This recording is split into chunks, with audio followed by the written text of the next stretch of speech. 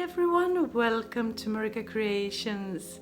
Today I will share with you 3 wooden decor DIYs. Before we get started, I quickly want to mention that this video is part of the What Would You Make challenge hosted by Zana at OK at Home DIY and Connie at Connie's Creative Creations.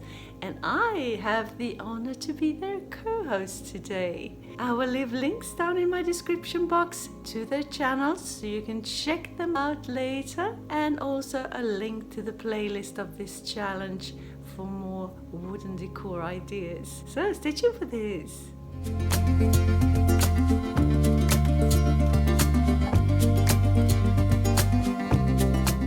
For my first DIY, I will make a cutting board from scratch using this beautiful oak wood board piece. I have sort of cut it to size, the length I want for my cutting board.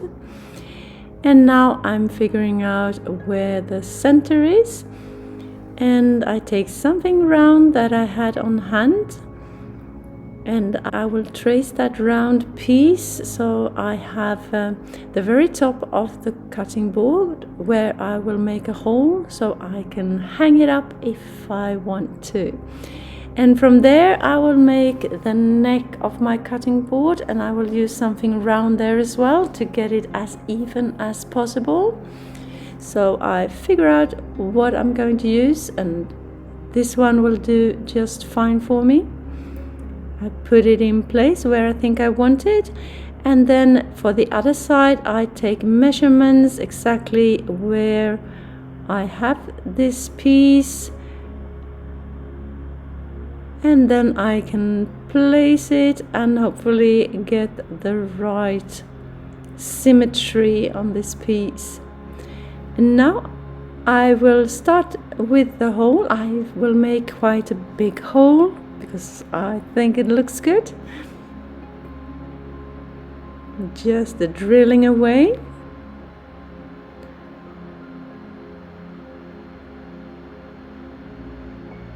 Like that.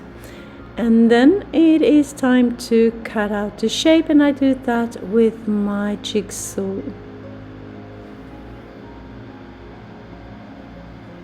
Just follow the line, working slowly but surely.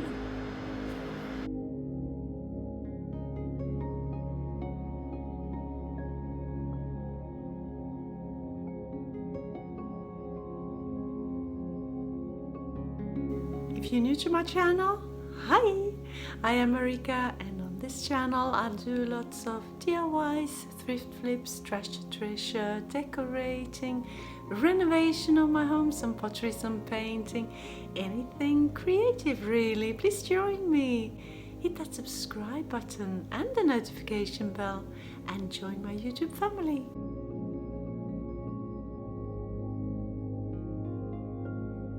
And here you can see me rasping away, making a rounded feel to the top inside the hole. And also on the outside, I will get to that. Just round it, make it appear even larger, this hole. And then I'm on to the neck, and here as well, just round the edges to get a softer feel to my cutting board. And when I'm pleased with the result, I take a finer grade rasp and continue to smooth the roughness out. And I want to round the edges, so I take something small and round just to mark it out. And you can surely round them by hand with a rasp or something, but I had my belt sander on hand, so I'm using that to save some time. Just sanding away until I reach my tracing. And I'm sanding off the sides as well while I'm at my belt sander. And then it's time for my electric sander just to really make the surface nice and smooth, to get rid of any uneven parts and dirty parts. I have some stains there that I want to get rid of as much as possible. One thing when you do your own cutting board is to make sure that the wood you use is untreated, so you won't have any toxic things in connection with your food. Now I'm here with my sanding block doing the final touches.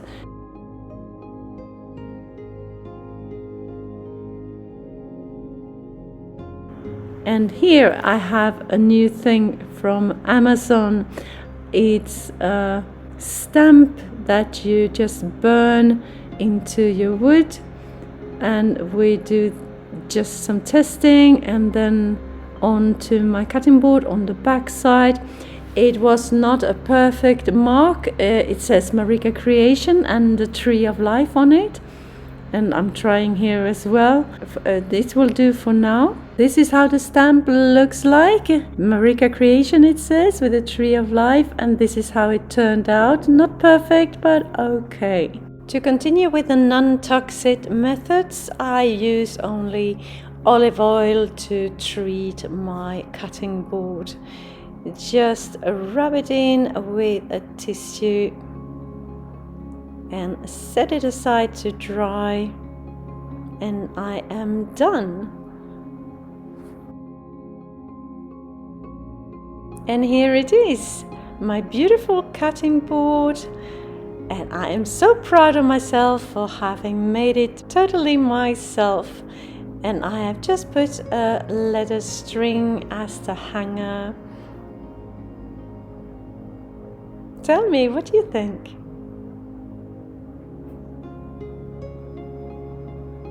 For my second DIY, I've been thrifting and I found this painting for €4, but I didn't buy it for the painting. I bought it for the wooden frame. The painting itself is painted on masonite, I think it's called. So I will actually use that as the bottom of my tray that I will make. I am longing for a bigger tray for my coffee table, so that is what I'm going to do here. So I will take off the hanger in the back, and I will use this square wood strip as an extra support and the feet of my tray as well. So I will cut 2 of them to size, 1 on each side like that. And I will use my miter box and a Japanese handsaw to cut them to size.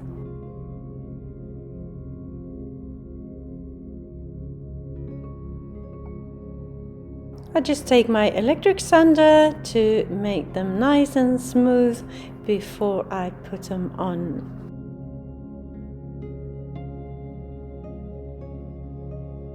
I'm measuring the interior of the frame because on top of that painting I will put an MDF sheet. So I just mark it, measure it to size, and then cut it to size with my jigsaw.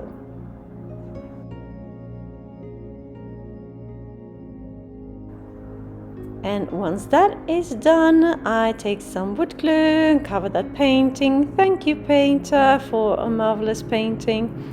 But it's time to say goodbye. So I put that MDF sheet on, put something heavy on top, and let it sit overnight. But before I leave it alone, I will take some more weight, as you see here, and then I will take some spackle and put in, you can see where I put it, right in the transition between the MDF and the frame to get a nicer finish. And I do that all the way around. I will decorate the top of this MDF sheet to make it look pretty, and at first I thought about putting in a textured wallpaper that I could paint, but then again I'm doing spackle, and I love my stencils. If you've seen my videos before, you know I've used these stencils to put spackle on to create a relief, and that's what I'm doing right here. One in the center of my tray, look at that, it's so pretty, and then one in each corner as well. And then I will leave this piece alone until everything has dried completely.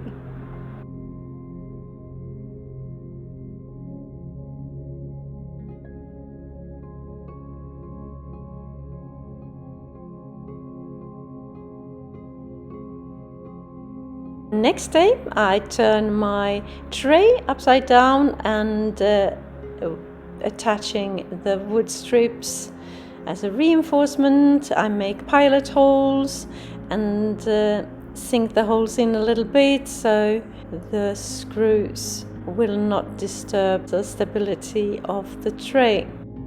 And then I just put some wood glue onto the strip, place it. I have already marked a space from the edge on each side so it will look even and look good. And then just screw it into place, and now I have turned it again and I'm painting the whole piece in satin. Well, you can call it black. It's almost black. It's an anthracite, very dark gray color, but it almost looks black.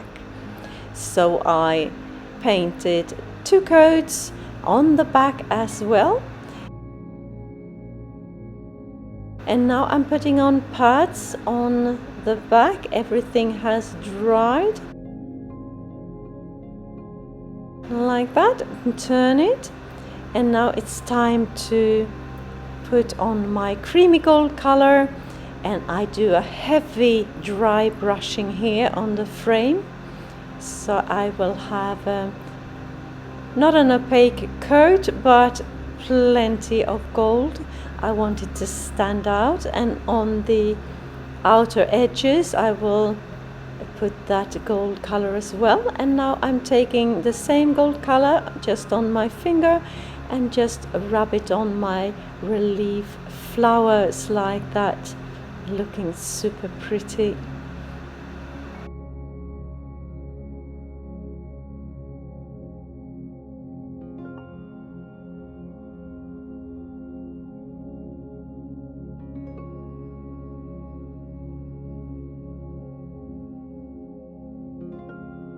Last thing I will do is to cover the whole surface with my satin finished varnish to get a nice durable finish. I decided against putting handles on it because I think it didn't need it. So here is how it looks. I am happy with the result. It looks like a rusty gold tray. Tell me what you think.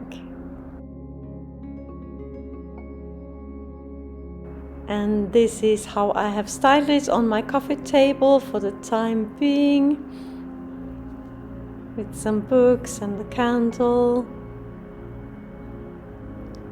Looking super pretty. I'm happy with the result.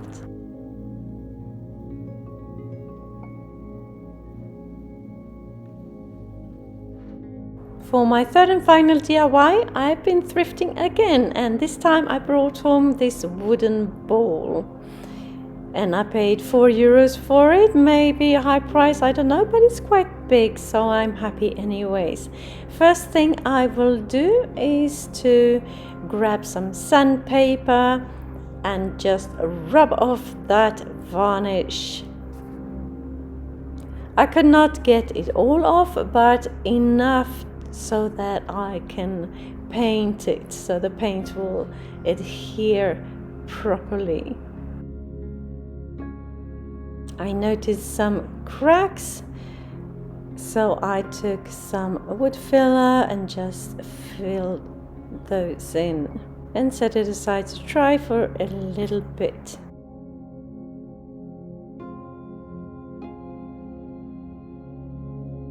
Now I'm painting the bowl with the same color I used for the tray, a very dark anthracite color, satin finish, and I applied 2 coats.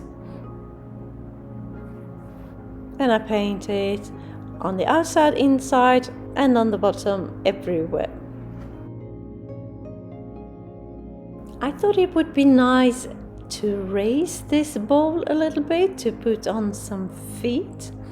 So I was thinking what to use for that. And then I remember I have a stash here from when we cut out bigger holes. I could use some of those. And that's what I decided to do. So I have the bowl right here and 4 feet that I will put on something like that. But before I put them on, I will take my belt sander and round them so they look prettier. And it doesn't matter if they don't sit straight because the feet are rounded, if you see what I mean. So let's use my belt sander. Just rounding off the bottom of the feet and make sure everything is nice and smooth. The feet already had holes in them, so I just drilled some pilot holes in the bowl and just screw them into place, like you see me do here. Then it's just a matter of painting them in the same anthracite satin color, like that. And then I set it aside to dry completely before I do my next step.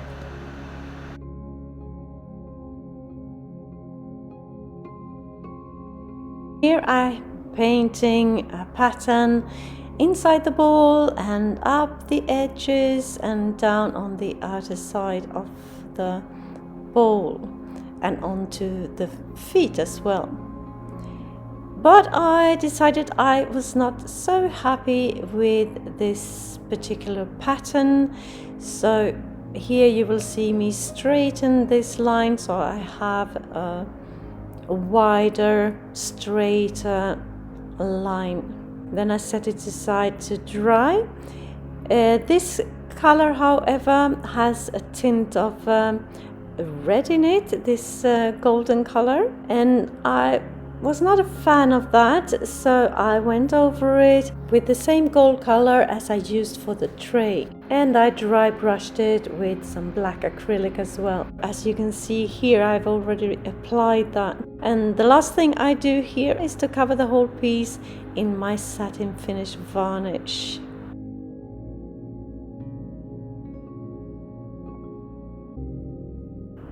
And voila, here is my beautiful bowl. I love how it turned out.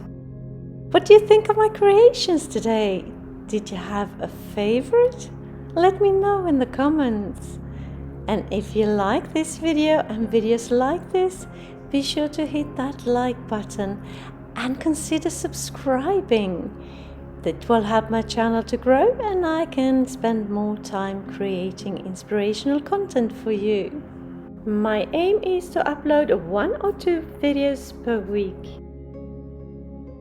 If you want more wood decor ideas straight away, head on over to my description box and hit that link to the playlist of this challenge.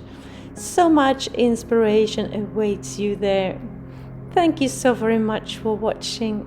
See you soon again in my next one. Until then, take care. Bye.